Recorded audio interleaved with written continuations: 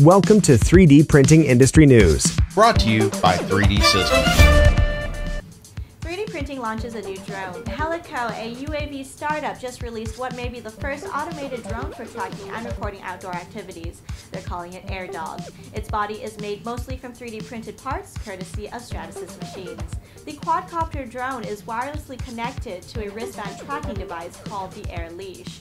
AirDog follows a signal from the AirLeash, recording video and taking photos using a mounted GoPro. To create AirDog, Helico relied almost entirely on 3D printing.